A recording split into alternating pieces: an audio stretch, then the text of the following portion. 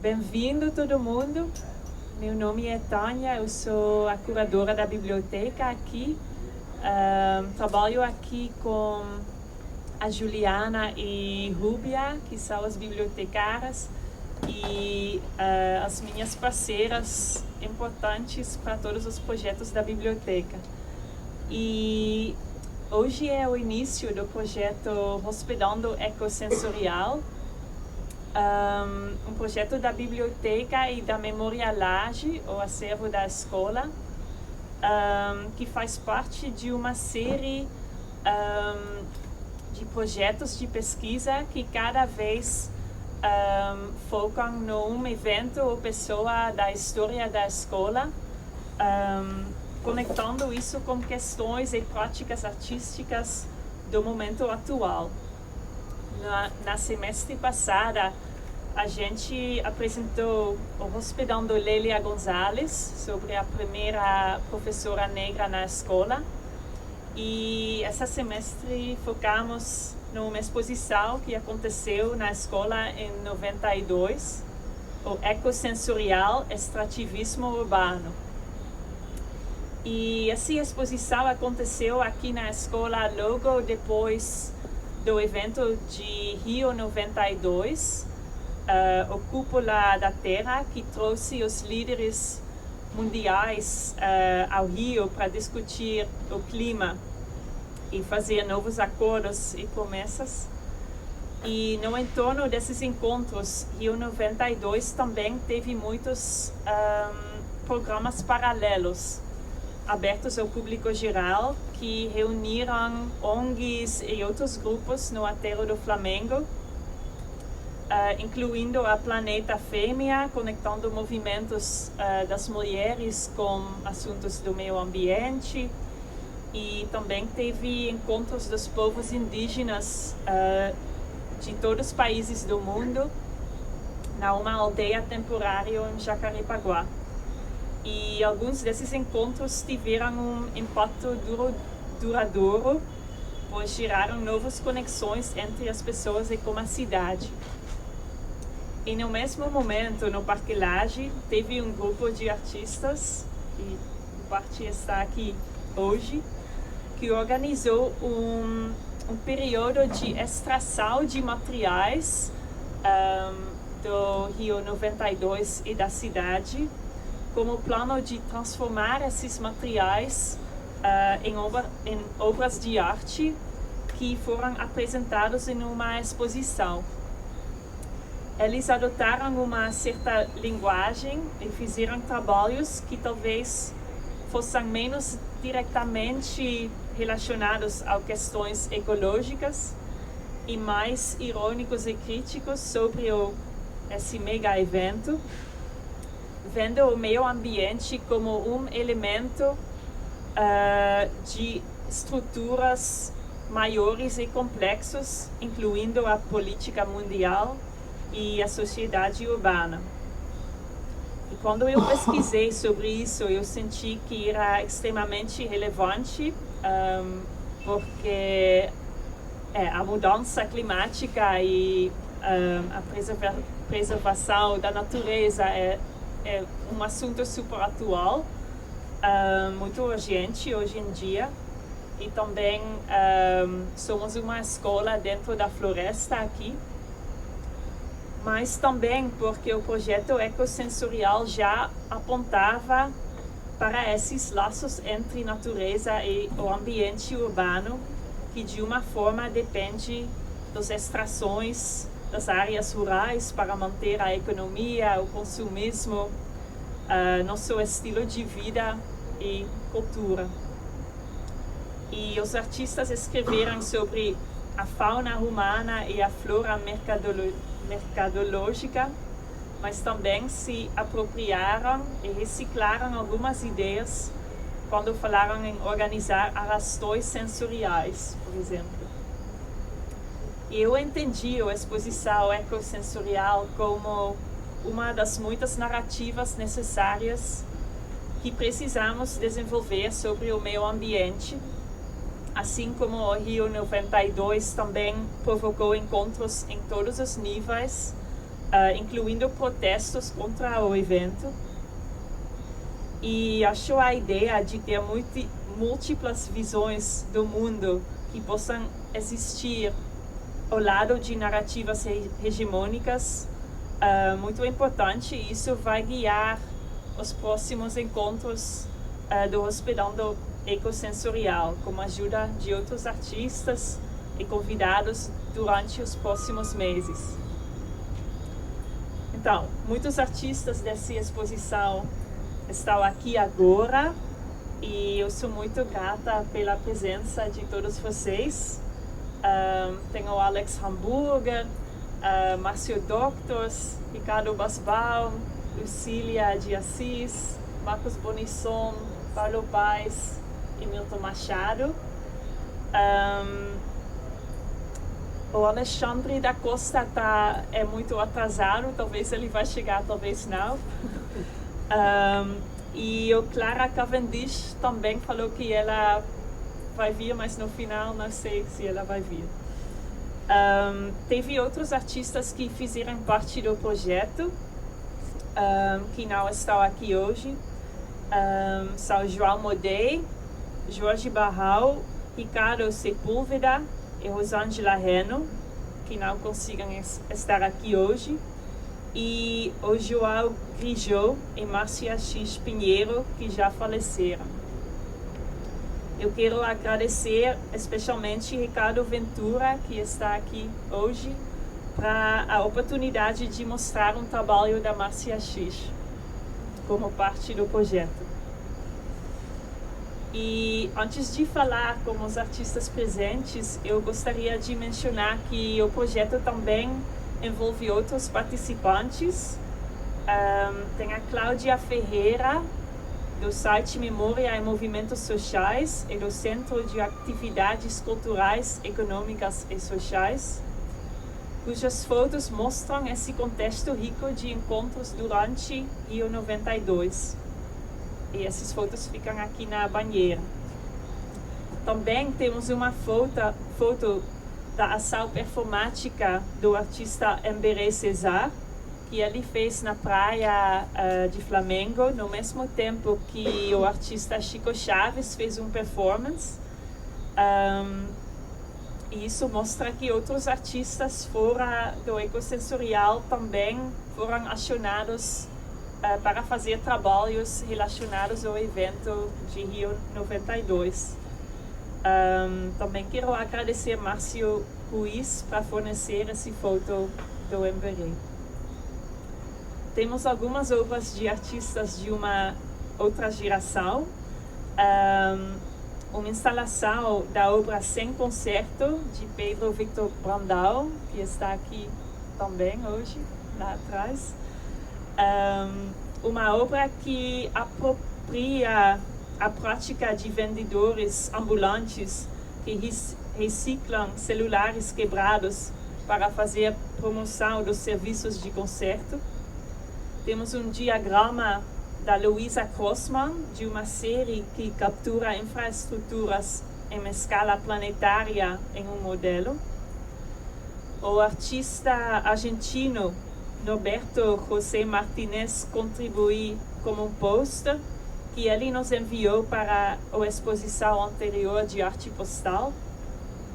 E temos uma pequena estufa para Lélia Gonzalez, que funciona como motivo para uma ocupação da biblioteca da Mariana Guimarães e Simone Moraes, que eles vão desenvolver na próxima mês.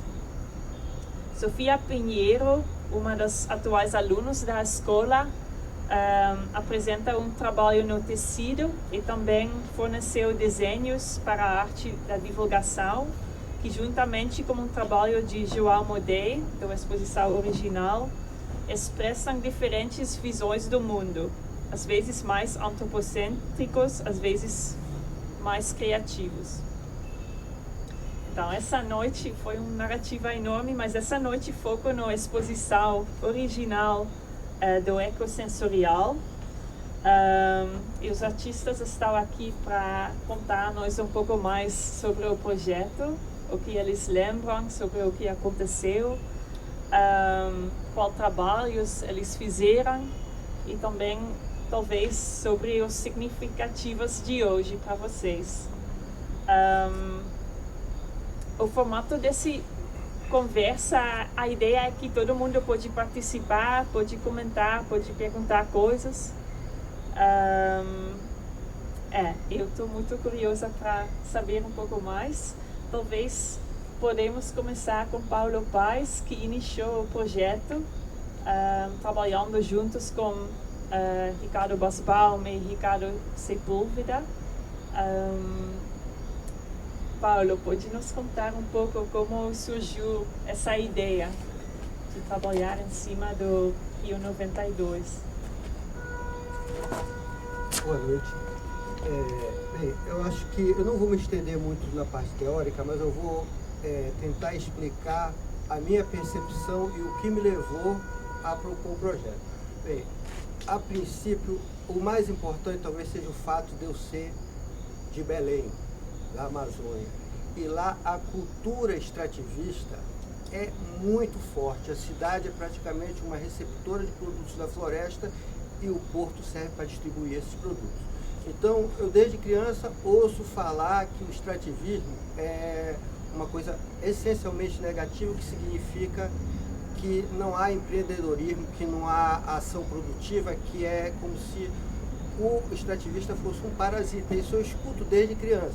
Então isso sempre foi um motivo de, vamos dizer assim, depreciação quase que da cultura inteira da Amazônia, porque sempre nós fomos acusados lá de sermos extrativistas. Isso sempre foi como uma acusação. No entanto, essa mente extrativista, ela tem algumas chaves de compreensão da vida e do entendimento e da relação com o ambiente que eu acho que cada vez são mais relevantes, né?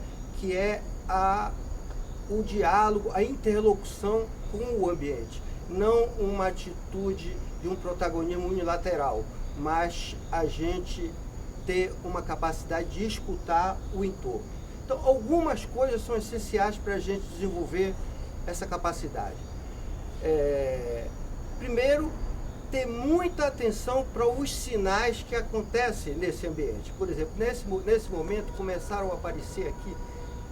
Primeiro vou falar uma coisa, lá no norte existe um fenômeno muito importante para a gente, que se chama a piracema. A piracema é o momento em que a natureza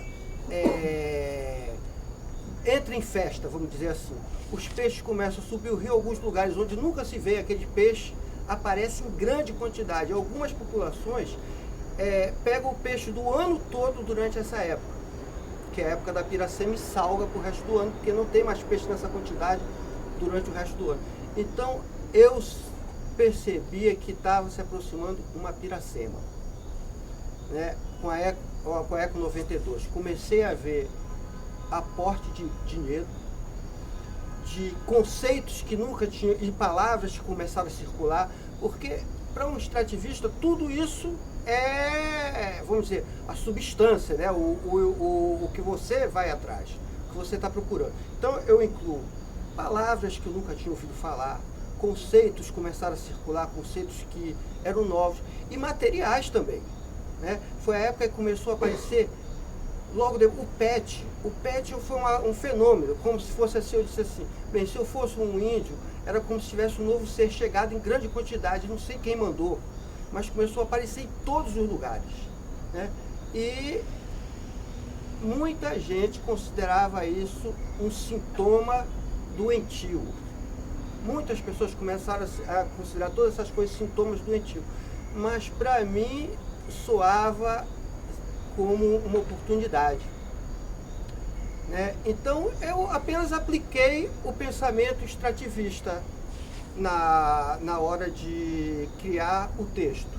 Esse texto é derivado de um texto que eu tinha feito um pouco antes, que se chamava Extrativismo Urbano e Reciclagem, né? Que é um texto que aconteceu com o impacto da minha chegada aqui, né? Porque eu tinha chegado de uma região onde, digamos assim, a natureza quase que onipotente, onipresente, e cheguei num lugar onde a cultura, as palavras, as ideias, elas praticamente abafavam a natureza, apesar da natureza ser muito presente. Aqui o Rio tem um mar que é, assim, parte da cidade, temos essa floresta urbana. Então, isso foi a inspiração do texto, que era a única coisa que a gente tinha no começo, porque o resto tudo foi feito com o encontro com as outras pessoas. A única coisa que a gente apresentou a princípio foi o texto. Né? A gente não tinha um programa pré-estabelecido, ele foi se criando com o encontro da gente. Mas basicamente foi isso, o pensamento extrativista e a percepção de que o ambiente estava mudando e que a gente tinha que ter uma estratégia de aproveitamento desses novos, digamos assim, espécimes que estavam acontecendo. Espécimes em todos os campos, né? Material, semântico, político. Então, basicamente foi o impacto dessa experiência que gerou a necessidade de dar essa resposta. E estava acontecendo uma coisa nova, porque estava começando a se criar um sistema de incentivo à cultura, Lei Rouanet e tal. Então começou a haver uma demanda e uma oportunidade para se criar projetos que fossem financiados com dinheiro público. Esse foi um projeto financiado com dinheiro público. Então, começou a mudar um pouco a forma da gente se relacionar com o próprio meio de arte, que passou a ser uma coisa menos pessoal, menos de uma militância social dentro do meio, e passou a ter um outro ferramenta de interlocução, que era a ideia de uma arte pública, né? A criação desse campo de arte pública.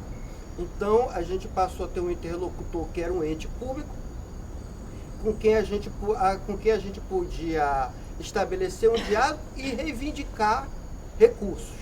Então, esses dois fatores foram o impacto, vamos dizer assim, o motivador e o que deu a oportunidade inicial para o projeto. Alguém quer complementar isso?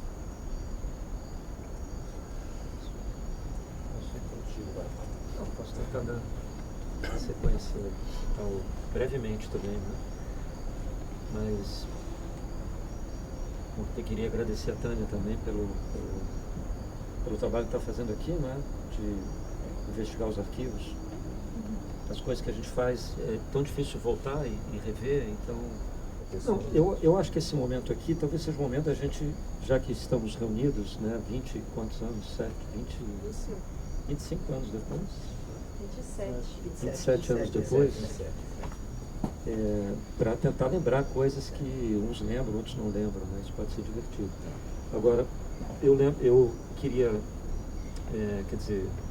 lembrar também que o Paulo procurou, né? O Paulo Paes procurou com essa ideia mais ou menos já formada, né? O nome ecossensorial, a ideia dos extrativismos urbanos. Você falava muito da Piracema, agora você falando, curioso você ter vislumbrado uma Piracema naquele momento.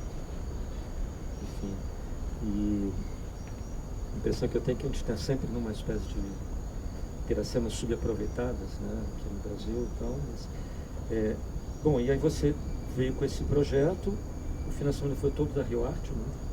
O financiamento foi da Rio Arte. Um pouco aqui da escola, mas basicamente da Rio Arte. Não, foi o tio leva até o nome, Fernando Valcárcer, que era o presidente, foi a pessoa que acolheu o projeto e conseguiu dentro da prefeitura aberta. E então, nós nos reunimos algumas vezes, né, com o Ricardo Sepúlveda, que eu nunca mais vi desde aquela época.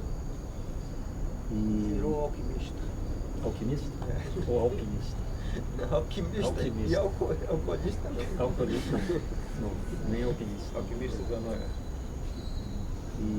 Bom, e pensamos um grupo de artistas que a gente achava interessante, pessoas próximas, né, com quem a gente já tinha relações, e esqueci o que eu ia falar, mas enfim, vou me lembrar e lembrar o que aconteceu 27 anos atrás, mas enfim, então o Paulo nos procurou, a gente teve uns encontros e pensamos nesse grupo de artistas, né, não necessariamente pessoas que faziam trabalhos ligados à questão do clima.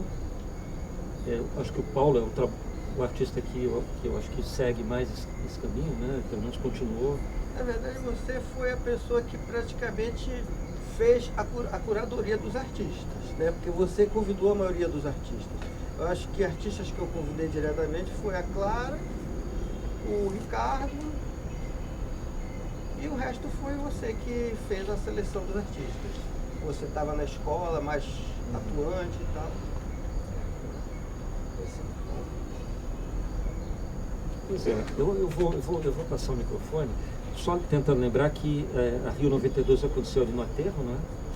E não lembro se durante uma semana ou um período mais longo, mas aquele espaço ali do aterro do Flamengo ficou um espaço bastante cheio de atividades e tendas, né? Inclusive essas tendas, havia uma negociação de conseguir uma tenda para a escola, não é? Essas tendas eram tendas muito grandes, que eram excelentes tendas para fazer pequenas instituições, espaços e lugares de ação. Então eu lembro que havia um esforço de trazer uma dessas tendas para a escola e para outros lugares, enfim. Talvez algumas dessas tendas tenham circulado, ainda estejam em ação em alguns lugares do Rio de Janeiro. E depois eu volto para falar mais, vou passar o microfone.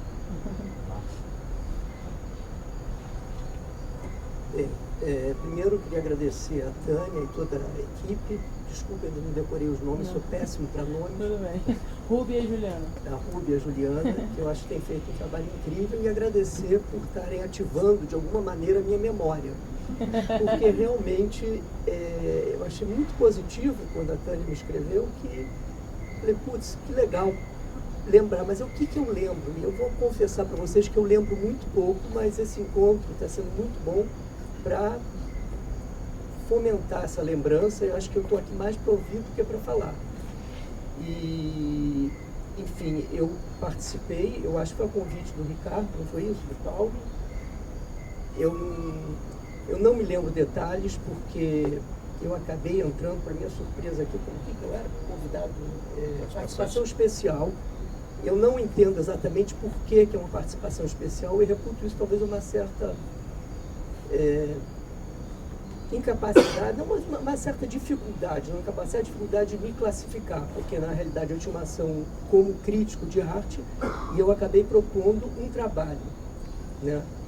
Foi um trabalho. Eu acho que isso, de certa maneira, deve ter confundido. Então, eu não fui incluído nem como artista, não sei, mas eu fiz um trabalho. O importante é que no final, o resultado final foi um trabalho e talvez as pessoas não saibam, mas ao longo da minha vida de crítica eu vou pontuando com alguns trabalhos.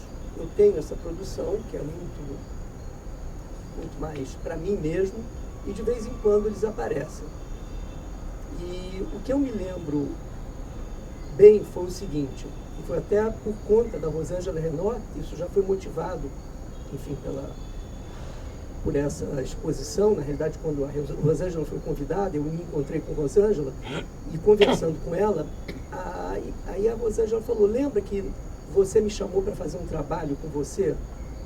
E realmente aí veio a lembrança, foi muito interessante, porque o trabalho que eu tinha proposto para fazer com a Rosângela, que é o trabalho que não aconteceu, então eu vou falar do trabalho que não aconteceu, que era, eu falei, Rosângela, vamos lá no Museu Nacional e vamos fotografar os olhos dos macacos empalhados.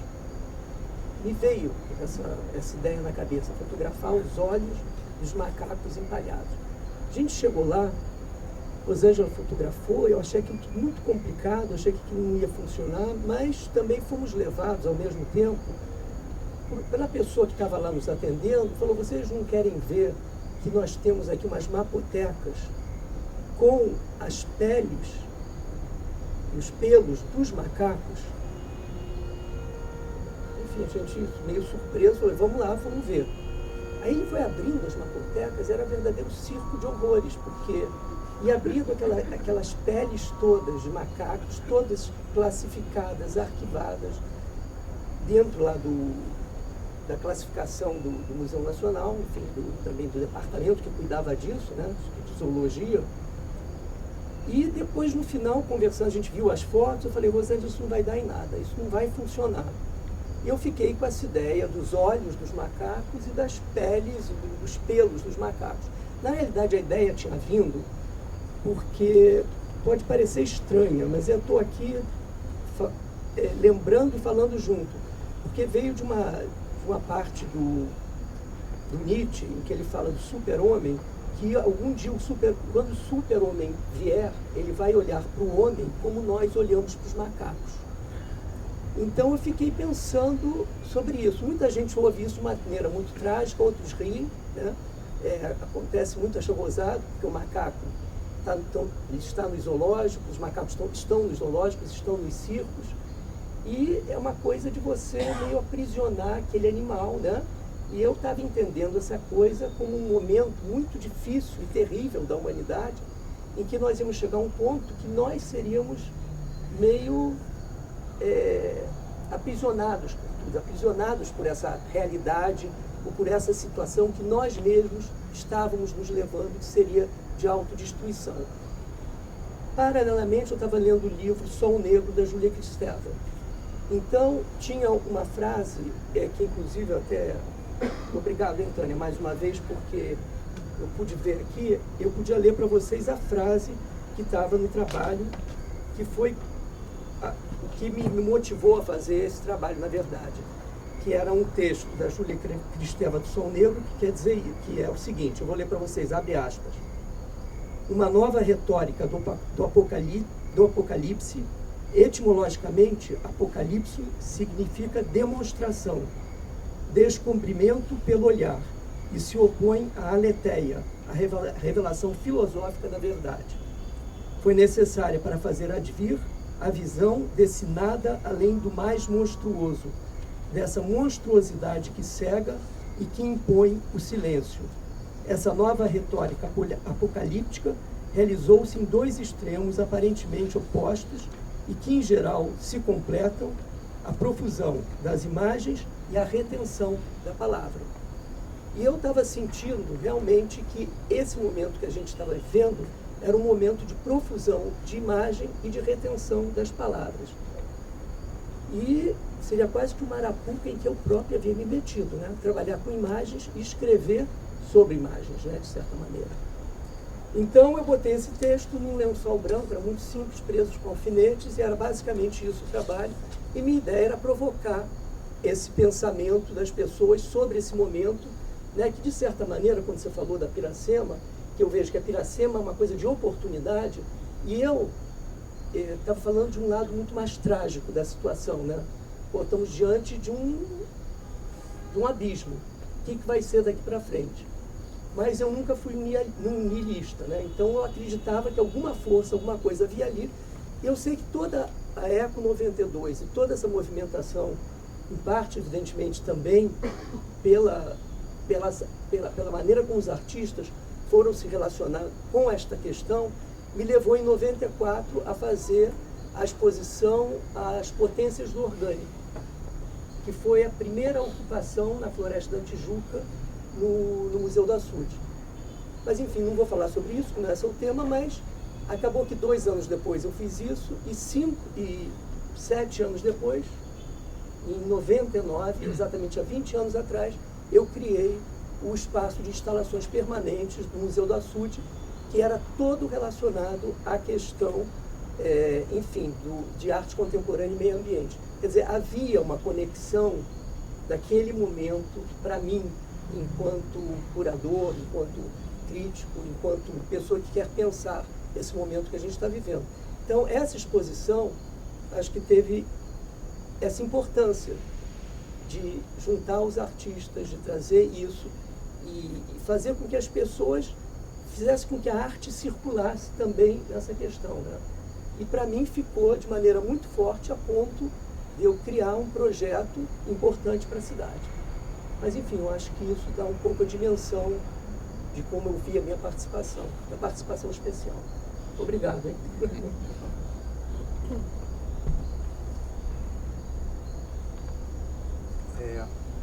Não sei se viram um documentário na Netflix sobre uma turnê que o Bob Dylan fez nos Estados Unidos, muito longa, fantástico, não percam, é muito bom. Mas tem personagens fictícios. O próprio Bob Dylan fala, não me lembro de nada. Isso aconteceu há 40 anos. Não faz mal, porque tem aquela atriz famosa, que eu esqueci o nome, estou esquecendo tudo, que não participou da turnê. E ela fala, participei, era figura carimbada na turnê, ela não participou de turnê nenhuma. O cara que teria filmado tudo, que teria sido o autor do projeto, como Paulo Paes foi, também não foi projeto nenhum dele. Ele foi inserido como um ator, um coadjuvante, portanto uma ficção absoluta. Eu vou ter que apelar para essa ficção, porque eu não me lembro de quase nada, quase nada. Eu lembro, depois que eu vi o catálogo, eu me lembrei vagamente do cheiro de clorofila que a pasta de dente que eu usei no meu trabalho exalava. Mas eu me lembro de algumas coisas da época. Eu me lembro de duas exposições importantes. Uma boa exposição do curador alemão Alfred Bohr, chamava Arte Amazonas, que tinha trabalhos excelentes. E me lembro de uma exposição que eu lamento muito me lembrar dela, porque era a iniciativa de um grande banco, não sei se eu digo o nome, posso inventar um banco, né, no nível da ficção, que convidou artistas para fazerem uma exposição de pintura, que deveriam ter 1 metro por 1 metro de tamanho mínimo, deviam ser emolduradas, e era uma participação aquisitiva. Cada participante ganhava $2.000 para participar da exposição. O prêmio de $50 mil foi ganho por Beatriz Milhazes e Daniel Senise, e outros depois também ganharam. Mas eu fiquei muito indignado porque, uma questão ética, né, que os artistas que eventualmente haviam feito exposições numa galeria e vendiam trabalhos por $8 mil, $15 mil, $20 mil, vendendo para um grande banco por $2 mil para participar. O Roberto Magalhães, meu grande amigo, ele calculou quanto que mediria um trabalho que valia $2 mil, 8 milímetros. Não foi aceito porque tinha um tamanho mínimo de 1 metro por 1 metro. A outra coisa que eu me lembro muito bem, difícil esquecer, é que no ano seguinte, da década 92, tivemos o Fernando Collor de Mello. Nada menos, deveria esquecer, né? Mas lembra o que aconteceu? Né? Extrativismo bancário, né? Nessa época, o IBAMA, eu trabalhava aqui na escola, era professor aqui, o IBAMA tinha a pretensão de tomar conta da Escola de Artes Visuais. Você sabe que o parque, ele é federal, né? Portanto, o IBAMA é federal e a escola é municipal. A pretensão do IBAMA era de transformar essa escola no Museu de Bichos Empalhados. Acreditam? Não é ficção, não é documentário fictício do Bob Dylan, é a verdade. Eu escrevi uma coisa que está aí nos arquivos da escola, chamada Justiça para a Parque Lage, em que eu denunciava isso e cobrava uma atitude mais progressista. O IBAMA negou, dizendo que eu estava inventando mentira. Não era mentira, era verdade.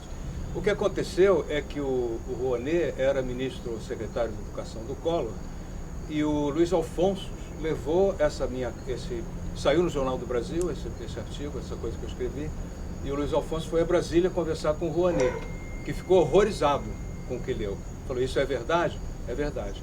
O que isso gerou, primeiro, ele veio ao Rio, se apresentou, falou comigo, o seu artigo foi fundamental para a minha decisão, e gerou esse acordo que temos até hoje, a escola, com o Estado de manter a escola e o parque, né? Um compromisso que faz sentido e tal. Mas então, assim, se eu me lembro pouco da exposição, eu me lembro de coisas no entorno, né? Me lembro dessas duas exposições que eu citei, uma que eu acho que é boa de lembrar, Arte Amazonas, era uma excelente exposição, com participação de artistas internacionais, e aquela outra exposição que eu denunciei na época como uma coisa antiética e exploratória, né? A outra coisa que a gente poderia falar, fugindo do nível da ficção, é o que está acontecendo hoje, né? Me surpreendeu que até agora ninguém comentou, por exemplo, a pistola na cintura do nosso futuro embaixador nos Estados Unidos, né? Ninguém está comentando até agora, eu espero que comentemos, o que o filho do presidente declarou hoje, né? De que aquele Brasil com que todos nós mal, que muitos de nós sonhamos, não vai ser conseguido através das vias democráticas, né? Então temos um problema, né? Uma ecologia, digamos, entendeu? Muito mais abrangente do que a gente se lembrar devidamente de uma exposição bacana que teve, entendeu? Porque estamos cercados de incêndios, estamos cercados de uma tragédia civil, né? Então eu sugeriria que a gente pusesse como paralelo, tema paralelo, né, a exploração desses temas que doem, né, que fazem acordar mal e dormir bem. Eu acho que é isso que eu queria dizer. Não, eu tô até esperando a minha metade, porque o Alexandre da Costa fez comigo o trabalho. Então, não sei se eu espero, porque ele está aqui ansioso, perguntando como está aí. Ele acha que vem, ele está trabalhando. Eu não sei se eu espero, vou passando para outro, para aguardar, ou eu vou tacando bala. Tacando bala. Taca bala. Taca bala. Taca bala. A minha esperança era ele chegar, porque nós preparamos. Vai ser bala. Assim, como todo mundo está falando da memória, né? Da lembrança que ninguém lembra, eu adoro ficar perto de quem lembra as coisas e conta, porque eu tenho um problema, todo mundo aqui está com problema. Mas, no meu caso, o meu trabalho era por invenção. Então, ele é uma criação, como todo mundo falou aqui do bicho empalhado, o meu trabalho falava exatamente de um pássaro que nós criamos como se ele já tivesse extinto, mas na verdade ele nunca existiu. Nós criamos o pássaro extinto, o bicuruaçu. Então, o nosso trabalho era em função de um pássaro que tem uma música que nós cantaríamos juntos. Se ele chegar, a gente canta, porque são duas vozes. A gente criou esse pássaro como ele era, e o nosso trabalho era em cima de dois personagens cantores, Claimara Borges e Eurico Fidelis, dois personagens criados também, que já surgiram no panorama como sendo bem-sucedidos na vida pessoal e profissional. Por isso, eles trouxeram para a exposição um tanto de água do Rio, de Quatro Portas, cidade de Eurico, e Florilândia, de Claimara. O que a gente queria com isso? Porque se é um rio qualquer, as pessoas tratam um rio, mas quando você dá uma categoria, o rio, né, da cidade de Claimara, quando você dá um nome para aquele rio, a casa do parque, porque a casa, né, ela é incrível, independente de quem morou ou quem não morou aqui. Ela, por si só, ela já vale ser mantida, ela já vale não se extinguir. Mas, no caso, a gente dá uma categoria, dá um título a esse rio, aquela terra, um pouco da terra da cidade deles, o rio da cidade deles, e o bicuruaçu, enfim, era uma instalação, um pedaço de madeira de árvore pela metade, uma prateleira de árvore, com esses fragmentos da cidade deles, e o pássaro ali que a gente criou. Enfim, isso tudo para dizer que, assim, quando a gente traz para o universo do mundo da plasticidade, do mundo plástico, a gente dá uma categoria àquilo especial, quando na verdade as coisas são especiais por si só. Eu acho que a gente não precisa extrair e trazer para mostrar, porque tudo é muito especial, tudo é muito espantoso. Mas aí quando a gente traz, a gente dá uma relevância e aí aquilo grita de alguma forma. Mas é isso, assim, você não precisa de botar num pedestal, numa redoma, empalhar, nada disso. Você precisa simplesmente viver as coisas que estão aí. Então, quando você traz esse momento miserável que a gente está vivendo, de tudo parece que vai se extinguir, né? Tudo que o campo sensível está tão ameaçado, que eu acho que o nosso papel nisso é a gente valorizar as coisas, ter esse olhar de valor para as coisas que estão aí. E não a gente sucumbir nessa imagem dele com um revólver. É horrível, mas vai passar. Eu acho assim. Foi horrível, mas já passou. Sabe? Então, assim, eu acho que a gente avança e a gente colhe coisas lindas. E tem momentos que não, quer dizer, como o Nietzsche lá do devir, tudo que vem, tudo que está vindo, a gente tem que vivenciar e extrair uma onda disso aí. E eu acho que bom também não estava. Péssimo está. Mas eu acho que tudo vem pra gente dar o salto, sabe, assim. Então, eu não sei se eu tô precisando do Alexandre para cantar a música. A gente queria fazer a história aqui toda. Então, vamos ver se ele chega, que a gente canta o Bicuruaçu, que é linda a música mesmo. E tomara que vocês vejam aí a foto do trabalho. Não sei se, eu nem sei. A gente tem um catálogo desse que ele pegou no ateliê hoje, mas a gente não se encontrou. Cadê ele? Ele está gravando, gravando novela. Também é ator. Nós navegamos nessas águas, né? Nós somos múltiplos, somos atores, músicos, eu canto, eu escrevo, Alexandre é artista visual, é músico, diretor de cinema. A gente é esse múltiplo aí. E tá aqui. E Claimara Borges e Eurico Fidelis são dois personagens que nós criamos para se inserirem nos veículos de comunicação de massa.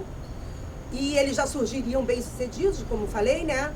E eles realmente, foram em todos os programas de televisão. Eles fizeram todos. Hoje em dia isso seria impossível, porque o critério está bem reba mesmo. Antigamente, não gosto de falar esse negócio, no meu tempo, não gosto disso, mas tem aí um negócio que antigamente tinha um olhar mais curioso, tinha uma presença mais curiosa nas coisas. Mas eu acho que isso, eu vejo assim a galera jovem, que eu tenho filhos, então tá vindo uma gente aí com muito para dizer, muito para dar, sabe? Vem com essa história de pedalar, de bicicleta, de energia solar, alimentação. Vem uma gente aí que não vai aceitar essa história que a gente plantou também. Porque a gente é conivente com isso. Nós somos cúmplices desse resultado todo, né?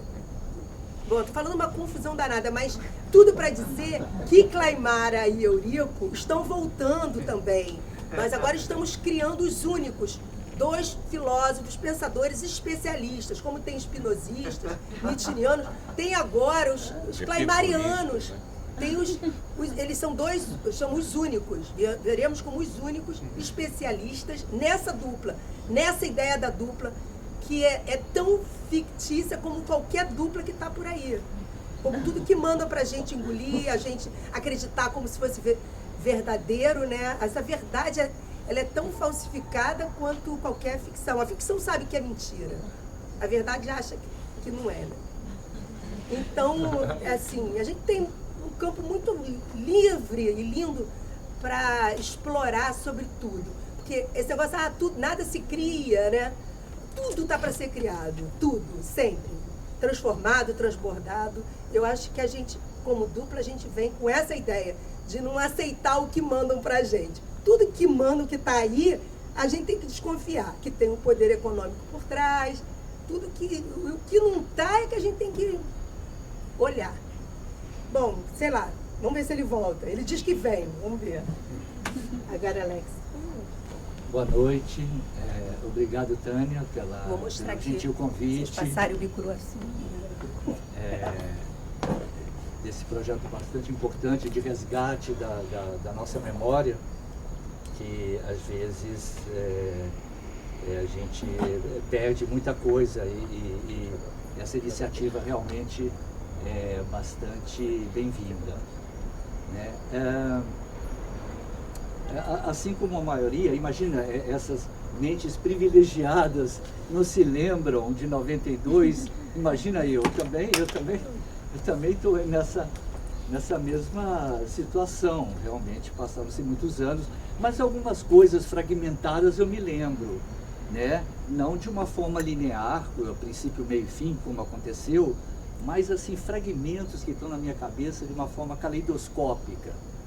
Então, eu me lembro que em 92 surge a notícia na mídia, primeiro, acho que no Jornal do Brasil, né, que ia haver um grande encontro ecumênico em torno da ecologia no Rio de Janeiro, né, com a vinda de representantes, de chefes de Estado de vários países do mundo, né, não só dos países clássicos, né, do primeiro mundo, mas também de países da África. aquilo me chamou muito a atenção. Pensei, puxa vida, que interessante, países da África estão sempre, nunca participam tanto dessas coisas. Geralmente é G7, G8, G20, eles estão ligados, né? Aí fiquei informado que vinham países com nomes bastante interessantes, que eu inclusive nunca tinha ouvido falar, como Burkina Faso, né? Tinha Djab, Costa do Marfim um pouco mais conhecida, né? A Etiópia também, mas apesar de serem um pouco mais conhecidos, não são países que frequentam o Ocidente. Aí eu fiquei muito entusiasmado, porque a cidade ficou tomada de uma agitação, uma animação bastante diferente do normal, né? Que a rotina, o dia a dia, aquela coisa, né? Você levanta e tal, segunda, terça, e quando tem um evento grandioso assim, tipo o Rock in Rio, né? A gente fica mobilizado naturalmente, e isso me entusiasmou bastante. Falei, puxa vida, eu vou ver chefes de Estado. Aí a cidade começou a ser tomada, né, por uma seguranças. Você ia no aterro ali, tinham 7, 8 policiais, né, militares, né? Nunca a Zona Sul foi tão protegida. E já naquela época, a gente já sofria de uma certa, de um certo problema da violência, que estava cada vez mais recrudescido, né? Eu me lembro que todo mundo falou, olha, durante um mês a gente vai poder andar de madrugada, sabe? O pessoal assim brincando, né? Porque realmente em todas as esquinas, o Lago do Machado, na Praia do Flamengo, você ia na Marquês de Abrantes, toda a região, toda a Zona Sul estava super protegida. Então aquilo ali nos deu uma certa tranquilidade de poder fazer qualquer coisa, andar, circular e tal. E na época a gente ainda não tinha estigmatizado tanto, né, essa duvidosa proteção policial, militar, né? Ainda a gente estava dando para esse tipo de postura um certo crédito e tal, que seria uma forma de proteger as pessoas e tal, enfim. E isso também me passou pela cabeça. Mas eu confesso que eu não tinha ainda na época uma consciência ecológica, absolutamente, né? Eu achei aquilo mais assim um agito, uma coisa feérica, do que propriamente uma coisa que fosse lutar pela ecologia. Ainda não tinha, acho que nem eu nem a maioria não tinha uma condição, uma conscientização ecológica como tem hoje. Hoje a coisa é urgentíssima, né? Qualquer criança sabe que, sabe, as queimadas, as emissões de gás, essa coisa toda, sabe, são terríveis, são deletérios, vão realmente criar uma situação, né? Uma situação difícil de depois a gente conseguir recuperar. Mas na época ainda não tinha, mas era uma coisa muito interessante, porque ia haver debates e tal em torno da ecologia. Nós tínhamos noção, claro, já de que era um problema que estava se apresentando no mundo, né? E paralelamente a isso, né, a gente não pode esquecer, aí vem a parte do evento em si. Houve esse boom, a gente, quando soube que ia haver a Eco 92, imediatamente ninguém sabia que ia haver, me parece que ninguém sabia que iam acontecer eventos artísticos, né? A gente estava achando que ia ser um evento, vamos dizer assim, mais no campo social, cultural, né? Mas aí os artistas começaram a se movimentar. Acredito que houve vários outros núcleos sem ser o eco sensorial, e então a gente começou a tomar consciência de que seria interessante realmente fazer algumas atividades, pontuar, né, fazer referências a isso, que seria uma espécie de extensão, porque nós percebemos, digamos assim, em geral, né, as pessoas mais sensíveis perceberam que fazendo um evento nessa linha artística seria pontuaria a coisa, estabeleceria um diálogo com essa tomada de posição ecológica, né? Aí, não sei agora como que aconteceu, surgiu isso, né, na cabeça de alguns artistas, no caso específico Paulo Paes, o Sepúlveda e o Basbaum, de fazerem aqui. Eles estavam aqui no Parque Lage e tal, e eu tive a honra de ser convidado, né? E a gente não pode esquecer também que na época a gente ainda estava na esteira do boom da performance arte, né? Aconteceu que teve o seu auge, vamos dizer assim, entre 84 e 90, onde inúmeras ações performáticas com essa linguagem estavam sendo encenadas, desenvolvidas, todo mundo muito animado, claro, na rabeira da Como Vai Você Geração 80, nessa vamos dizer, extensão, né, desse ânimo da exposição do Parque Lage de 84,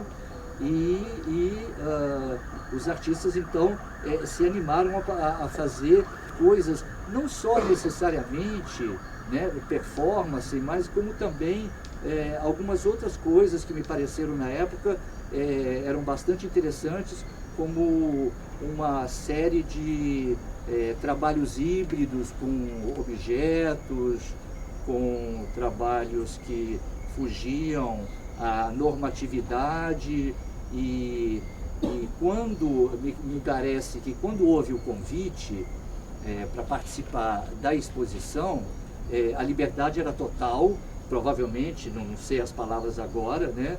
Os curadores, os organizadores falaram, olha, você pode fazer o que você quiser, é livre, você pode fazer até 2 trabalhos, né?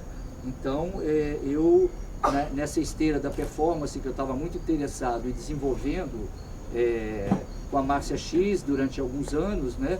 E nessa época, em 92, eu já estava enveredando por uma coisa mais autônoma, que eu queria realizar uns trabalhos meus que fugissem necessariamente da performance e que houvesse uma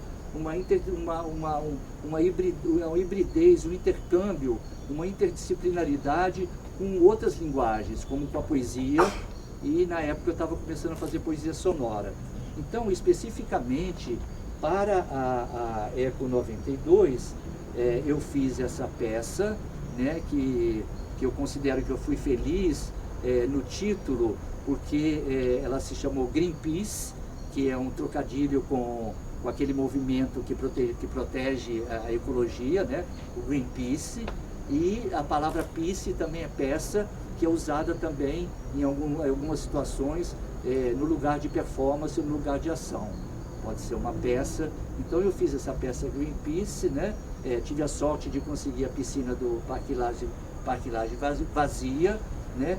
E essa peça, na realidade, ela faz uma crítica, né, àquele estado de coisas, e que me pareceu que na época não estava tão evidente a questão ecológica de uma tal forma como estava em evidência a questão da violência, principalmente no Rio de Janeiro, né? Então eu coloquei que realmente essa peça minha, Greenpeace, seria uma cruzada pela preservação da natureza e da espécie humana, que estava se devastando, né, e devastando ao próprio planeta, porque também, de uma certa forma, a guerra é também uma coisa, um desequilíbrio ecológico, afinal nós somos animais humanos, né? Então eu sobrecarreguei mais nessa questão da violência e fiz assim, entendeu? Como é que se diz? Uma referência, uma anatomia, me foge aqui a palavra, e que coloco que para a gente propugnar de eliminar, se a gente quiser prosseguir na luta pelo equilíbrio ambiental e pela preservação do ecossistema, a gente deveria realmente tomar algumas atitudes, né? E essa minha performance, ela realmente simula uma guerra com paintball entre uma equipe que eu contratei e que ficou fazendo a simulação de uma guerra, né? Dentro da piscina vazia do Parque Lage, e onde também havia referências com a tinta, porque o paintball é um jogo que não é violento, mas que simula uma violentação porque eles atiram com armas. Então, essa performance para mim me deu muito prazer de fazer, porque ela foi bastante assim feérica, movimentou muito ali aquele miolo ali do Parque Lage, né? E também na galeria eu expus alguns objetos, poemas com referências indígenas. Eu acho que é isso em geral que eu me lembro. Boa noite a todos. Obrigado, Tânia e Juliana e Rúbia. É muito bom ouvir os amigos participantes dessa exposição que aconteceu em 1992, e eu me lembro de coisas assim, e também outras coisas simplesmente somem total, mas me lembro muito de uma certa sensação de muito puto da vida por conta do governo Collor de Mello. A época da Eco 92 foi uma sensação também muito esquisita de ver tanto militar na rua. Havia assim uma coisa quase, sei lá, oprimia de tanta arma por toda parte, principalmente assim na região, na zona norte do Rio. Você passava pelos viadutos e via essa gente com arma apontando para todo mundo e tal. E, quer dizer, ao mesmo tempo havia uma coisa de Eco 92 muito bacana, enfim, talvez a tentativa de uma tomada de uma consciência num momento complicado, como todo momento é complicado, e esse também, que a gente passa agora. Mas ali a sensação é que havia, como se fosse o início de uma tomada de consciência, como o Alex falou, de algo mais intenso, não como uma tomada de consciência ecológica dos anos 70, dos anos 60, mas de algo de políticas, especificamente. E eu achava aquilo tudo muito louco, porque passeando pela cidade, eu tinha passado quase os últimos 10 anos da minha vida em Nova York, e eu estudei aqui no Parque Lage na época do Rubens Gershman, de 77 a 81, fui a Nova York em 81 e voltei mais ou menos em 91. Quando eu cheguei aqui no Rio, eu tive uma sensação assim de, sei lá, buscar os pontos meio da minha bússola, o Parque Lage, o Arpoador. E no Parque Lage veio o convite do Alex Hamburger e também, acho que do Paulinho Paz, para participar dessa exposição. Então, assim, havia algumas coisas pontuais, assim, a Ecosensorial, esse nome muito bacana, eu gostei muito de... Eu falei, pô, que nome bonito essa exposição e tudo mais. A minha filha, com 2 anos, que também foi uma época muito feliz.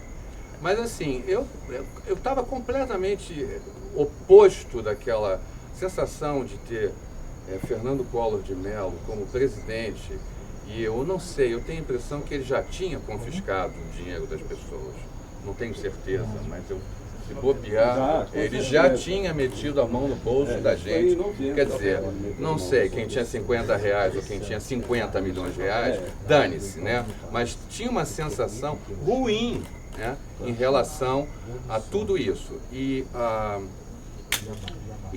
independentemente do Parque Lage, dessa ilha fabulosa, desse oásis aqui, desse campo de invenção possível e impossível, essa sensação de ter muito militar na rua me deixava apreensivo, me deixava, sei lá, eu não me sinto nem um pouco contente com polícia na rua, com militar na rua. Essa gente nunca me protegeu.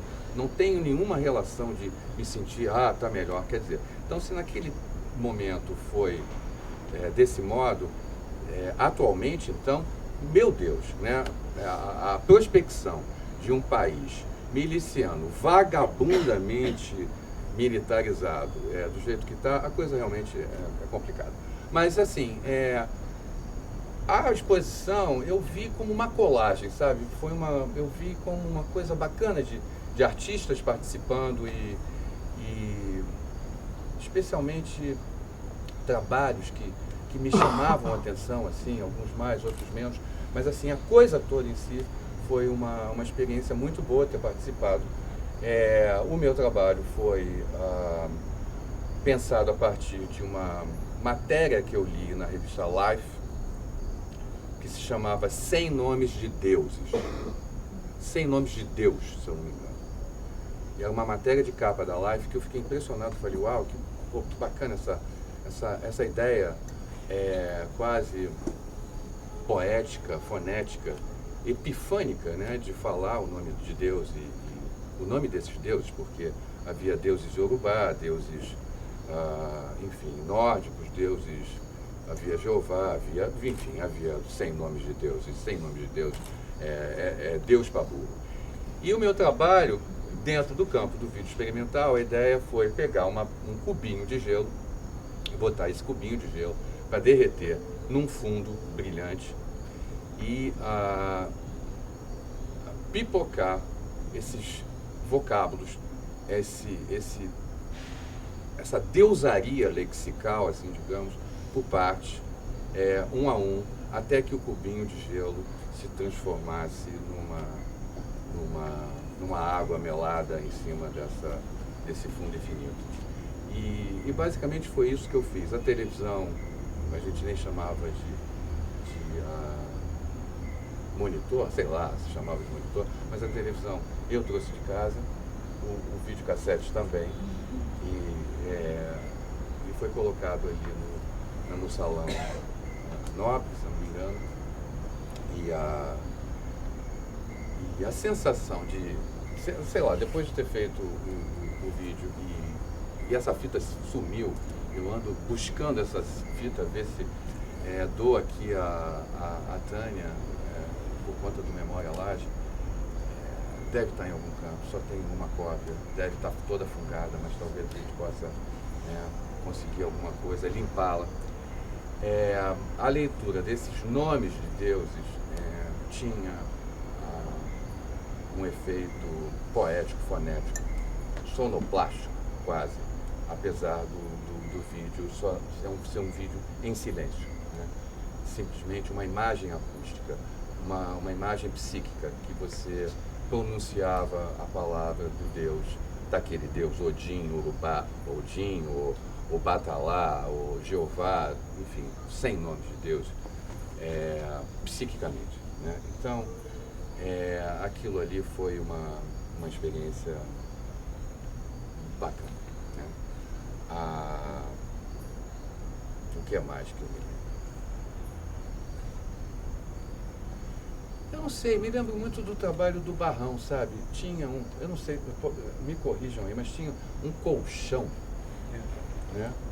Eu achei aquilo absolutamente fantástico, assim, um colchão que tinha uma ticket, né? Não é o nome disso, mas recibo de jogo de bicho, enfiado, assim, como se fossem apostas. Anotação? Mas de jogo de bicho? Não. De jogo de bicho. Eu me lembro que eu falei, poxa, isso aí é espetacular, porque eu acho que em toda a exposição, eu posso estar equivocado, claro, porque cada um fez a sua onda lá, mas havia uma relação de paródia, né? Não de sarcasminho, não de ironiazinha, ou algo simplesmente jocoso, mas havia a sensação que eu tive naquele momento, eu estava muito ligado nessa coisa de Walter Benjamin e paródia em leitura, é que havia essa fala crítica, né, em sentido usando humor, claro, mas assim, não piadinhas, né, não coisas jocosas. E, particularmente, eu achei esse trabalho do Barrão, ele me chamou a atenção pela sei lá, tinha uma coisa nele muito bacana. É tudo um fragmento, é tudo meio nebuloso, assim, mas eu me lembro também de muitas coisas. Me lembro da reunião que a gente fazia aqui no salão. Eu falei para a Tânia que eu descobri uma série de negativos que documenta essa reunião, os artistas juntos, conversando, sei lá, prospectando, falando coisas. E isso a gente tem que escanear, botar aí dentro do computador para lá. E me lembro trazendo minha filha aqui. Linda. E ela devia ter uns 2 anos, tinha o cabelo todo encaixeadinho. E ela andando assim em volta dos artistas, da mesa, sabe, não entendendo muito bem o que as pessoas estavam falando, todos carinhosos com ela, enfim. Mas assim, esse tipo de coisa é gozado, porque é quase como a vida perpassada pela linguagem, né, da invenção. Sempre tem um lado fabuloso, e esse era um lado fabuloso, certamente, e também tinha esse lado bélico, né, bélico que tomava conta da cidade. Militar também que tomava conta da cidade. E a reunião dos artistas, também fabuloso. Então, é sempre um campo, um enclave, um campo de batalha. Essas relações, muitas vezes, não só no momento, mas também quando você ativa a memória do passado. Porque não tem como ficar falando de ecossensorial somente como algo absolutamente sensacional daquele tempo, com todo mundo puto da vida pelo Collor ter metido a mão na poupança de todo mundo, né? E foi uma coisa canalha, cretina, terrivelmente, acho que violenta naquele momento. Então, havia todas essas coisas. Então, assim, na condição desse campo sensível, eu sempre penso nisso, sabe? Assim, como se fosse um campo de batalha da linguagem, né? Da linguagem da vida. Não só uma dialética. Eu acho que dialética é uma coisa muito simplória para poder falar a respeito disso, porque talvez não tenha nem esse sistema muito básico da dialética. É uma coisa mais complexa do que a dialética, né? Não tem antítese, nem síntese, e nem tese, nem antítese, síntese de novo. Não é bem isso. É uma coisa meio maluca, meio caótica, e que surge uma ordem de fábula e ordem de sensações boas e, ao mesmo tempo, de sensações, sei lá, de coisas não muito boas. Mas a experiência, a meu ver, quando eu penso assim na ecossensorial, foi muito luminosa, no todo, aqui no Parque Lage. Isso, basicamente. Paulinho, Tânia. Alguém quer perguntar ou comentar alguma coisa? Em relação a esse entorno da exposição, durante a Eco 92, nós tínhamos uma tenda, que era o Movimento dos Artistas pela Natureza, que foi um movimento organizado, acho que nos anos 80, pelo Bené Fonteles, que era um artista de Cuiabá. E, sim, na época ele morava em Cuiabá. Aí, enfim, vários artistas que estavam participando queriam conhecer o Parque Lage, e aí eu trouxe um grupo aqui, e quando a gente chegou aqui no Parque Lage, estava o Raoni com o Chico Chaves, ele com aquele budoque imenso e tal. Aí o Chico falou, vamos ali para a sala, que ele vai conversar com a gente. Aí nós entramos lá, o Raoni pediu um café com leite e creme crack. E era engraçado, que ele comia aquele creme crack, ficava aquelas migalhas, ele fazia 5 budoque, e aquilo, e ele engolia e tal. Aí ele enrolou um charuto assim, de tabaco com outras ervas e começou a fazer previsões do futuro da escola. O Chico colocou, inclusive, isso que você falou do Ibama, querer transformar isso aqui num museu de bicho empalado. E a desculpa era que era uma casa em centro de terreno, de não sei quanto de área, que vale não sei quantos milhões. Então era o valor da casa e não o que seria feito. Era apenas Inclusive não deixava a gente fazer obras na casa, porque era uma maneira de tirar os artistas daqui. Eles estão depredando a casa, isso está caindo, vamos tirar para fazer a obra.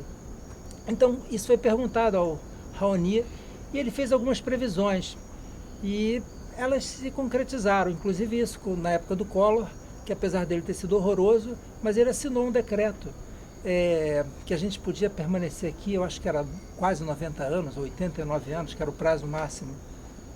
Enfim, só um parênteses assim dentro desse momento.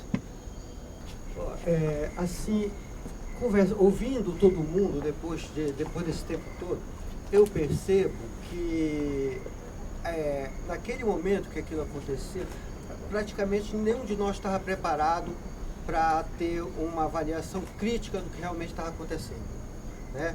Todo mundo recebeu aquilo, aquilo foi uma coisa como se fosse o mundo chegando aqui, como se fosse o começo da globalização. A gente tem que lembrar que naquele período estava acontecendo uma coisa também.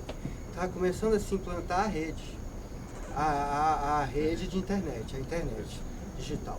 Então, bem, eu vou enfatizar mais uma vez, eu vivi da infância até os 17 anos na Amazônia. Então, de certo modo, na Amazônia, a gente é obrigado a se conectar com uma rede também, que a gente chama uma rede quase interespécie. A gente vive por conta dos acontecimentos sazonais, das safras, do tempo das águas, todo o ambiente nos impõe a sua presença. Então, isso cria um tipo de relação com, vamos dizer, de relação com o resto do ambiente, as outras espécies, com o bioma, um tipo de relação diferente. Quando chegou a ecossensorial aqui, era uma cidade que recebeu aquilo como informação conceitual, teórica e política. Mas para mim,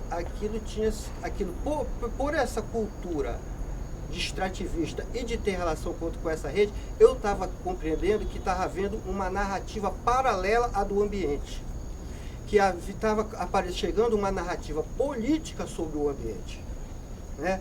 E uma espécie de uma visão, estava se criando um consenso acerca de algo, que era essa narrativa sobre o ambiente e sobre a nossa relação dentro dele com as outras espécies e com os próprios elementos do ambiente, né? Rios, árvores e tal. Então, para mim, eu percebo que o impacto daquilo é um pouco diferente dos outros artistas aqui, pelo fato, talvez, de que eu tinha essa relação com essa, digamos assim, rede anterior, essa rede entre espécies, essa rede de comunicação interespécies. Então eu estava vendo que estava chegando vamos dizer assim, uma nova rede que estava se superpondo a essa e que era muito mais poderosa em termos de criar significados, né, do que essa rede anterior, que era a rede digital. Nós estávamos começando a se relacionar com ela. Hoje, essa rede está completamente implantada. Hoje, quando o Milton Machado fala que a gente devia discutir as questões políticas, Bolsonaro, não sei o quê, o mais importante que me vem à cabeça é lembrar, principalmente, que hoje nós, de esquerda, uns dizem de esquerda, outros dizem de direita, os veganos, os carnívoros, os marxistas, todos usamos a mesma rede e os mesmos aplicativos. O cara é de extrema direita aqui, outro é de extrema esquerda aqui, estão todos os dois olhando para o mesmo celular e usando os mesmos aplicativos. Pode ser que a gente esteja acessando conteúdos diferentes, mas toda a nossa informação vai para o mesmo ponto central e é processada pelo mesmo poder. Isso é completamente diferente da situação anterior, que era uma situação em que o bioma se manifestava e a gente muitas vezes se relacionava entre nós, intermediando essas relações do ambiente. E o ambiente se tornou praticamente abstrato. O ambiente se tornou muito mais distante. Hoje o ambiente e hoje nós estamos completamente surdos para o discurso do ambiente, na verdade. A gente se relaciona com o meio ambiente, com o bioma e com as outras espécies, sempre intermediado por essa rede, que vai filtrar todas essas informações. Então é uma informação indireta. Então a nossa relação mudou muito e eu acho que hoje nós estamos muito mais distantes de ter uma consciência ecológica realmente do que naquele momento. É uma opinião. Hoje nós não temos capacidade nem de entender as coisas mais simples a ponto da gente ter entrado nessa cilada que nós estamos, né? Então eu acho que o que se sobrepôs foi uma rede de informação controlada e com um poder central que se sobrepôs às outras redes de informação e discussão que havia antes disso. Só uma coisa, esse negócio falou das redes, eu vi, assim, não fui pesquisar profundamente, acreditei, né? Mas assim, uma pesquisa sobre o tempo que cada país passa nas redes sociais. Em primeiro lugar, Filipinas, em segundo lugar é o Brasil. Os Estados Unidos estão em 25º lugar. Então aqui a coisa pegou de uma maneira assim inacreditável, né? Porque... Mas é o espelhinho do índio. Isso é o espelhinho do índio. A gente dá o ouro para ficar olhando para isso. E assim, bom, vai. Não, é só isso, assim, em termos de tragédia, que eu sinto assim, que quando eu participei de movimento político, ajudei inclusive na fundação do PT nos anos, no final dos 70, foi fundado em 80, né? A esquerda tinha paciência de se organizar e a organização era sempre presencial, né? E hoje a gente vive num mundo que a organização não precisa mais ser presencial, né? E infelizmente a maioria da população me parece bastante vulnerável às fake news. Então assim, é um mundo que talvez acredito até que a maioria que possui os mecanismos dos celulares e tenha tempo para navegar onde quiser sem ter medo de estar gastando dinheiro, é um pessoal mais à direita, com mais poder de consumo e que consegue espalhar, né, as notícias anti-natureza, anti-tudo que é bom no mundo, né? Assim, a tragédia que acabou dando no Bolsonaro e seus filhos e arredores, Olavo de Carvalho e tudo mais. Um pesadelo que eu não sei como é que a gente destrói esse universo que aconteceu, está acontecendo assim na frente da gente. Então, só para complementar essa coisa da rede, para situar assim, em que nível o brasileiro está de amor pelas redes sociais. É só isso. Eu só queria também complementar, porque eu fiz a minha fala muito rápido, né, naquele momento inicial, e ouvindo todo mundo foi bom para aquecer e ativar também memórias. Eu queria também, enfim, aproveitar a ocasião para o depoimento, né, deixar o depoimento também dessa memória individual e coletiva, né. E, enfim, a fala do Paulo, muito precisa, né? Eu acho que naquele momento nenhum de nós se pensava como curador, nós éramos organizadores, né? Assim que está escrito no catálogo, organizadores, então a ideia era mesmo botar, enfim, juntos para funcionar nessa situação coletiva, artistas próximos, né? Que a gente achava, já tinha relações e tal, né? Mas o texto dele, o que me capturou na proposta do Paulo foi de fato o texto, né? A terminologia que ele lança ali, que é muito bacana, ecossensorial, extrativismo urbano, a ideia da piracema que hoje você, né, relembrou e você falava bastante disso. Então, o meu trabalho na exposição, ele é um trabalho que se inscreve nessa minha obsessão, né, que segue até hoje, com um único desenho, com essa fórmula NPP, etc. E foi um momento inicial desse processo em que aquele desenho estava ali na parede, pequenininho e também impresso num volante que era distribuído. E aí, por alguma razão, essas ideias do Paulo, né, do extrativismo, da ecossensorial, a presença da Rio 92, né, foi um impulso para ajudar a pensar aquele desenho também no seu aspecto de multiplicador, viral, né, como o vírus que sai por aí, na sua vontade contaminadora. Eu lembro que essa frase, né, que eu uso, NBP, Novas Bases para a Personalidade personalidade estava em 3 línguas, né? Quando o Paulo lembra da globalização, de fato, né? Querer escrever em português, em inglês, em francês e achar que a gente não está mais falando localmente, que a gente está falando com o planeta. De fato, 92 é um momento deflagrador dessa sensação, né? Agora, você lembra em computador, você fala da rede, não havia nada da cultura do computador entre nós. Isso não existia, né? A gente, pela primeira vez, a gente fez aqui o Sérgio Lax montou um centro aqui a gente tentou fazer uma primeira experiência vamos assim, de disseminação das ideias em tempo real. Quando aconteciam as coisas, o Sérgio Lax, a gente tinha montado um centrinho assim de divulgação com computador, mas a gente enviava as coisas por fax.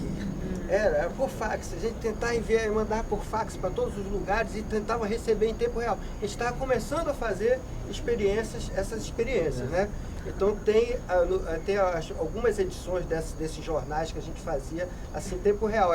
Eu me lembro que era o Serginho Lax, que aliás a gente devia até ter lembrado dele aqui no começo, porque o Serginho era uma pessoa que já tinha um certo domínio dessa tecnologia, já trabalhava com isso, né?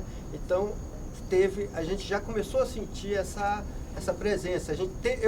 Pelo menos eu conscientemente tentei lançar mão desses recursos novos, né? Por conta disso. Agora, é claro que não tinha a rede digital, né? Porque inclusive na lista que está ali na vitrine de equipamentos do projeto tinha um lugar de telefone, né? Uma coisa que não existe mais. É porque a gente fazia por fax. Pois é, e você falando disso me lembrou, porque esse desenho que eu coloquei no meu trabalho era um desenho que foi feito para ser enviado por fax. Agora, foi bom, a conexão está feita, né? Eu não lembrava disso. Então, havia uma pintura na parede em que eu misturava um pouco de perfume, então tinha uma camada de olfativa ali no painel que eu fiz na parede. E é isso, eu queria só aproveitar o momento aqui de todos nós para lembrar, né? E agora, esse intervalo que eu acho tão legal entre o texto, né, com essa terminologia que você criou, e o que o Alex fala, né, dessa liberdade dos artistas de se aventurar em todas as direções, esse intervalo entre o texto e o que foi feito é que eu acho instigante, na verdade, né? Tentar pensar os trabalhos com essa terminologia que você lançou ali. Isso eu acho um desafio. Acho que a Márcia X fez o trabalho mais aproveitou melhor do que todos nós a oportunidade, porque na verdade a prefeitura nos deu acesso livre a todos os eventos, convite para todos os eventos. Então eu acho que quem realmente fez esse trabalho de prospecção e de mapeamento foi a Márcia, né? Que era tanto material que eu acho que ela bateu tudo no liquidificador e fez os papéis reciclados, então, tanta coisa que era.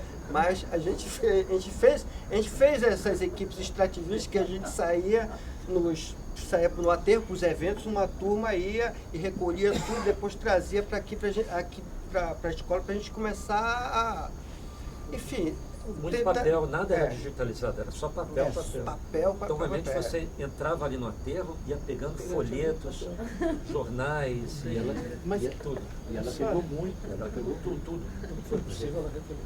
Só essa observação rapidamente aqui, não precisa nem não. É o seguinte, em plena Eco 92, essa quantidade imensurável de papel, papel árvore, né? Assim, quer dizer, a gente tem que pensar nisso, né? Não é assim, é uma coisa dicotômica, mas é gozado pensar que numa época, na época da Eco 92, nunca vi tanto papel na minha vida, nunca vi tanto libreto, tanto folheto, tanto isso. O Paulinho está falando aqui, eu não participei dessas ações, essa alquimia toda, mas eu me lembro dessas ações da Márcia, Alex, todo mundo carregando e buscando papel. Então isso é uma coisa gozada. Mas assim, atualmente também não é digital, é 01, é um mundo binário, mas assim, continuamos produzindo papel adoidado, né? A gente, é impressionante, assim. Então, é só uma observação. Perdão, Márcio. Bem, enfim, mas eu estou achando ótimo esse encontro porque está aflorando muitas coisas, né? E uma coisa que o Paulinho trouxe, né, que foi essa questão, que ao mesmo tempo que estava correndo essa questão, vamos dizer, ambiental, estava correndo também essa questão digital, que você percebe muito bem naquele momento. Eu acho que é algo muito verdadeiro que ecoa muito bem no que eu hoje penso do que eu fiz, entendeu? De certa maneira, na minha relação. Porque quando eu trago esse texto da Júlia Kristeva, era exatamente pensando nessa questão digital. Porque depois, mais à frente, ela vai falar da besta do Apocalipse, que é um animal coberto de olhos, que é capaz de ver tudo, ter a presença absoluta da imagem na vida das pessoas. Por isso que eu acho que essa questão da digitalização, você tem toda a razão quando você traz, é incrível essa intuição que estava ali presente naquele momento, né? Você traz com essa questão, vamos dizer, sobre esse invólucro do meio ambiente, né? Tem por trás correndo essa ideia de rede e essa rede digital que hoje nos domina todos, que nós estamos aqui nos debatendo, de certa maneira, para saber como lidar, como viver com isso, como ultrapassar isso, né? Então, eu acho que essa percepção foi muito importante. Eu acho legal agora enfatizar ela, porque agora a gente talvez esteja no outro oposto, né? Quer dizer, a gente tem esse mundo totalmente digitalizado, onde tudo é visível e ninguém mais sabe direito o que fazer com isso. E quando você tem uma consciência, como a Lucília trouxe muito bem, eu acho que os nossos filhos são absolutamente ecológicos. Minhas filhas boicotam lojas que tem qualquer tipo de pesquisam, veem, entendeu? Esse discurso do meio ambiente, da ecologia, está muito impregnado em todo mundo. Mas também essa arapuca que a gente caiu do mundo digital, como é que a gente lida com tudo isso, né? Eu acho que merece uma outra exposição. Eu tenho uma ideia, isso é igual crack. A primeira geração morre todo mundo, a segunda já a metade já se salva, na terceira já sabe como usar. Então assim, os garotos agora estão já espertos, estão ficando mais espertos. O meu neto, ele já despreza. Que se puder correr, sair pra rua com ele, aí o meu filho fica enfiando o celular para ver se ele é quieto, toma o celular, ele fica 2 minutos e joga pro lado. Então, é igual o crack. Inclusive o problema da época era o buraco do ozônio, né? O problema da época era o buraco do ozônio, que sumiu. Foi solucionado. Ninguém sabe acreditar, né? O buraco era o grande tema ecológico. O grande tema ecológico da época era o buraco do ozônio, em 92, 95, por aí. Não sei se vocês se lembram disso. A camada de ozônio ali sumiu.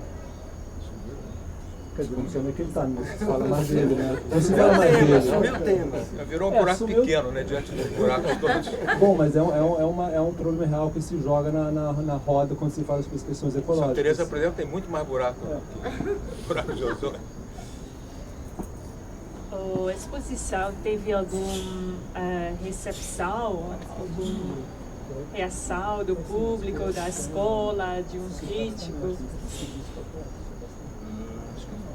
Não me lembro de crítica no jornal. A única foi muito visitada. Ela foi muito visitada porque foi uma exposição que ela foi sendo construída aos poucos e durante a construção dela já havia mobilização. Mas teve uma reação do prefeito na época. O prefeito, eu acho que era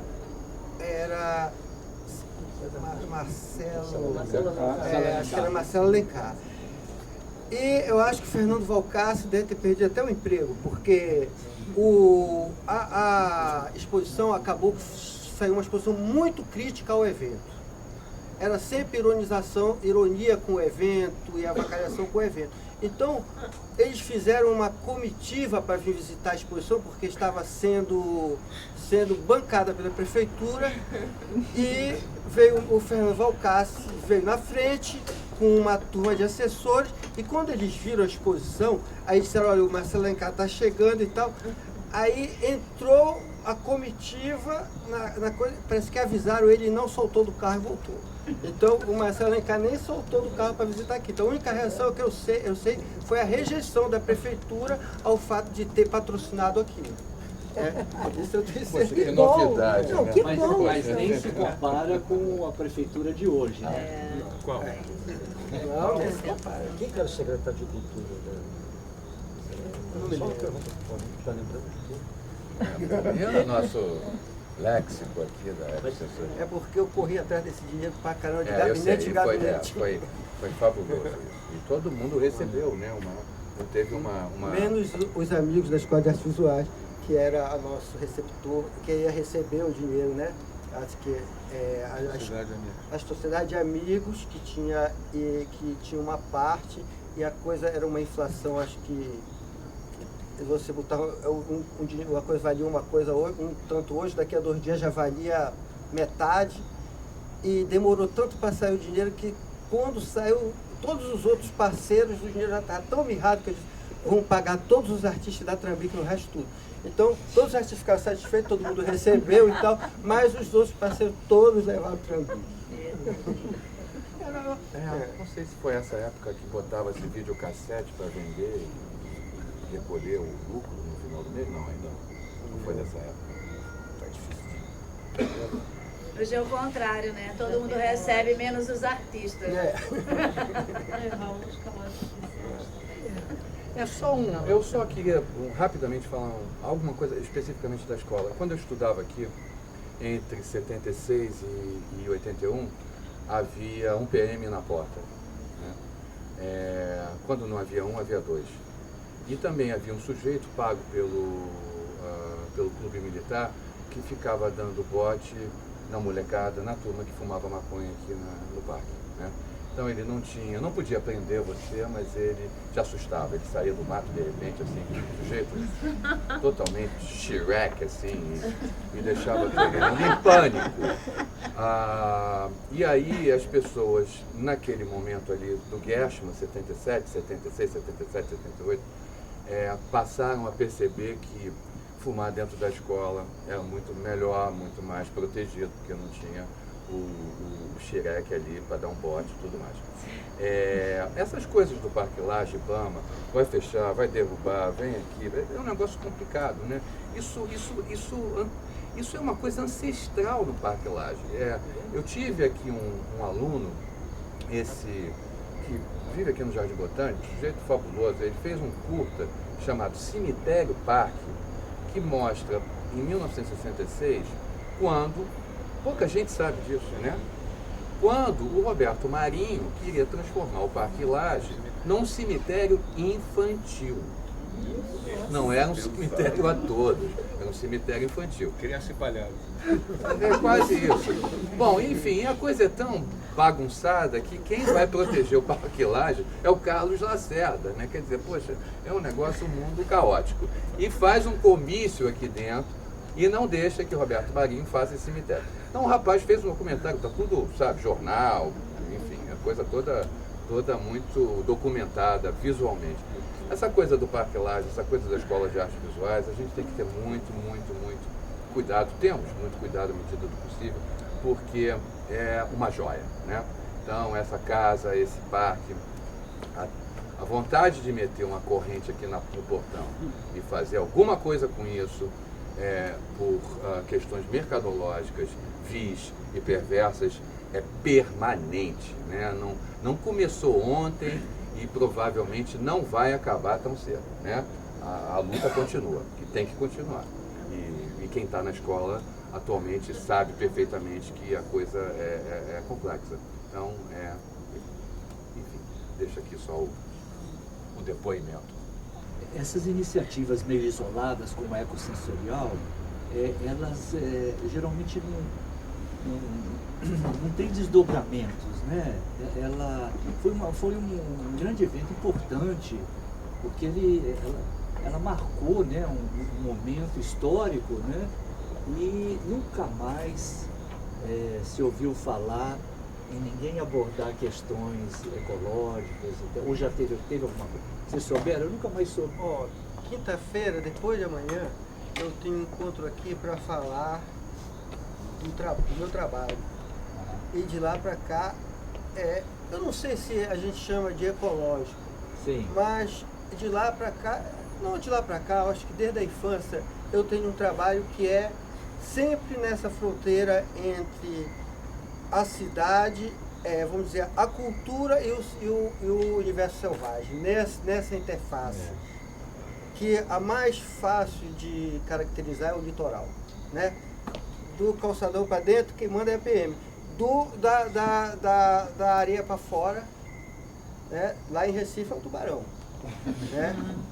Daqui para ali. Então, essa interface é onde acontece esse diálogo ainda, entende?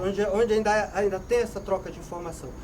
Eu tenho trabalhado sobre isso desde sempre, e eu não vou me estender agora, porque quinta-feira eu vou falar só sobre isso, mas legal. Só para te dar um toque que é um assunto... Né? Não, eu acho que certamente não é um ecológico, é um sujeito como você colocou muito bem aí, é um homem que está num hiato aí, mas que eu não... Na verdade, você sempre trabalhou com redes. Eu não sei se a ecologia passa nessa definição. Você colocou aí muito bem. O legal disso é essa questão do controle. Estamos falando aqui, nós somos controlados, está tudo sendo vigiado, tudo controlado. Quando, na verdade, tem uma natureza selvagem que não se controla. Então, eu conto com essa natureza selvagem aí. Porque o que está controlado é controlado, por mais que você tenha a percepção disso e não aceite, questione, mas você está enredado. Mas tem uma natureza aí, né, que vem com toda a sua fúria. Eu conto com esse caos, com essa história. E aí a gente não controla mesmo, a gente ainda tenta organizar, mas não se organiza nada. Tem um movimento aí alheio a gente que está acontecendo. Então, nós estamos alheios a ele, né?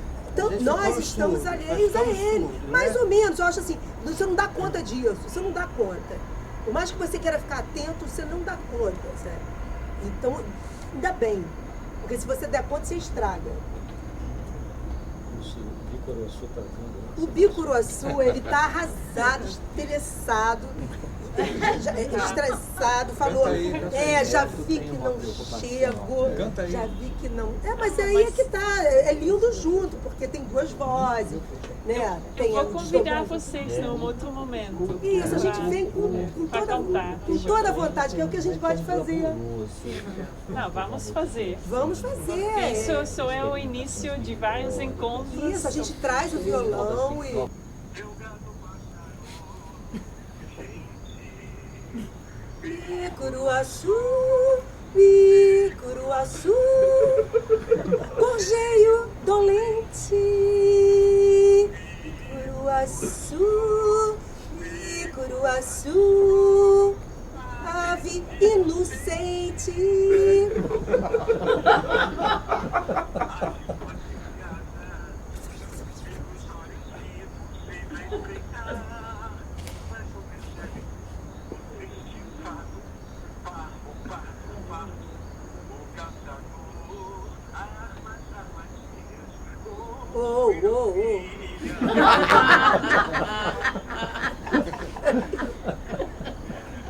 Gentil.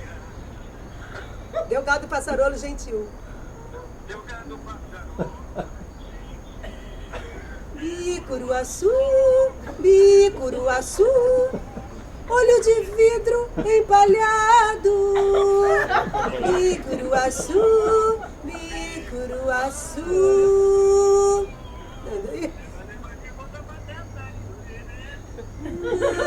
Não há mais nenhum.